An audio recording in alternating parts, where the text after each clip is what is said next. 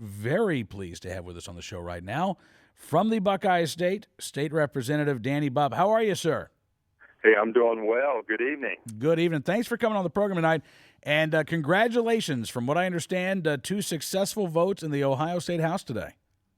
Absolutely. But first, let me give you a shout-out to Bob Latta, congressman from Ohio. I served with in the Ohio House of Representatives, a great sportsman, great legislator, and I'm so proud of what he's doing in Washington, D.C. Fantastic. All right, well, we will pass that on to the congressman now.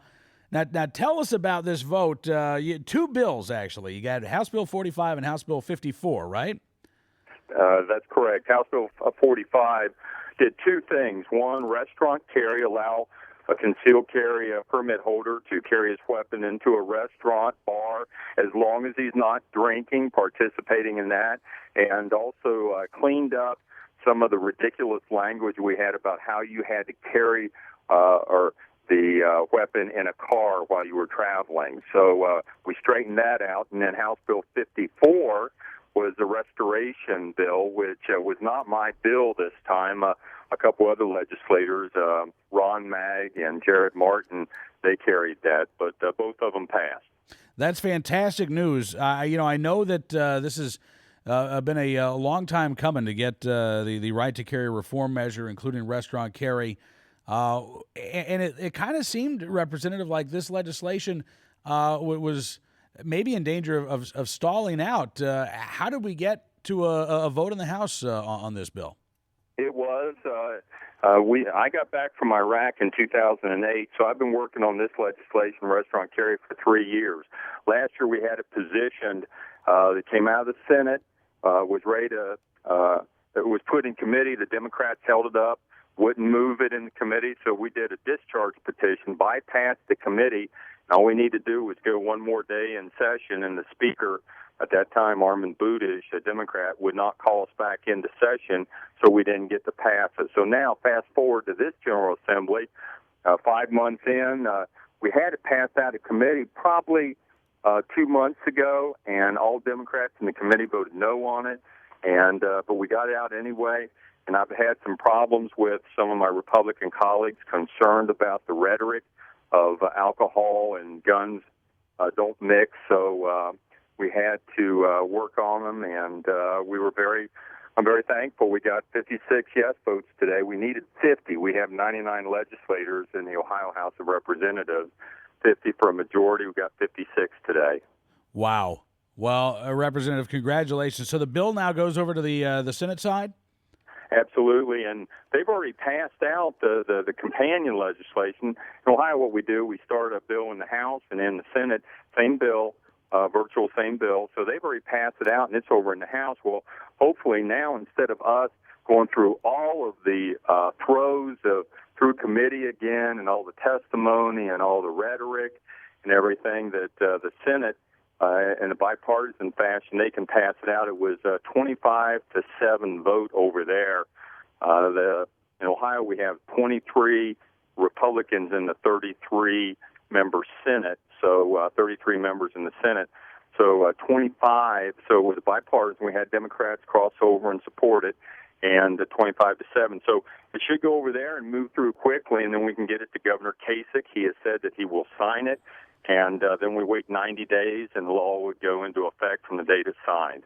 Wow, that is fantastic. And I've got to ask, Representative, this is legislation that, frankly, already exists in a lot of states around the country. I recall a couple of years ago when the state of Virginia took up the issue of restaurant carry.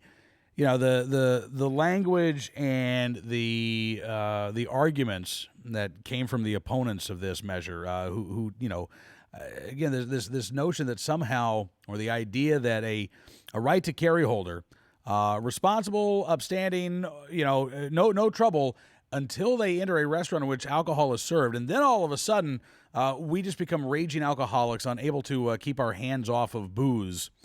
And that hasn't happened in Virginia. It hasn't happened in Tennessee. In fact, it hasn't happened in Arizona. None of the states that have recently adopted restaurant carry have seen any problem whatsoever. But we're still hearing that right to carry holders can't be trusted. Well, the problem you've got there is you're mixing truth and reality with fiction.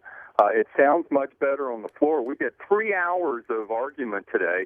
Listen to that same rhetoric that there's going to be blood flowing in the streets from all these concealed carry permit holders going into bars and shooting the place up. And it's just absolutely appalling that they would do that. I mean, every state bordering Ohio's got some form of restaurant carry. They don't have any problems there. And here we go. We're listening to the same thing here. It's sad. But that's the reality of it. But praise God that we got it through. And now when I go into a restaurant like an Applebee's or O'Charlie's, I can carry my weapon in there as long as I'm not drinking, be able to still protect my family and friends in the event a bad situation occurs, like what Nikki Gozer down in Tennessee. You remember that story when Nikki's husband was shot and killed by a man that had come in there, and her weapon was out probably 50 yards from her out in the car, and she couldn't do anything to protect her husband. Absolutely. We've talked with Nikki on many occasions, and, Representative, I mean, that story is just, her story is just heartbreaking. It is, and there's other situations like across the country. Yeah. And now, though, Tennessee's seen the light, and now they have restaurant carry, and I'm so thankful for that and the work that Nikki's done down there. And she came to Ohio and testified last General Assembly and was probably the most insightful and poignant and memorable testimony that any of the legislators have heard. It was just moving. Oh, well, listen, Representative, thank you, sir, for all of your hard work and efforts in advancing this legislation, and look forward to talking to you when this bill becomes law. Well, I am so pleased that you're on the air, that the NRA is out there protecting our Second Amendment rights, because the people in Washington, D.C., many of those folks up there from the president on down would take away our guns if they could, and you're standing on that wall there protecting the rest of us. And I just hope that all of your listeners are motivated to get engaged, involved in this. You listen to stuff you were just talking about before I come on about tonight and that poetry session there at the White House. I mean, come on, cop killers and things like that. Are you serious? Are you kidding me?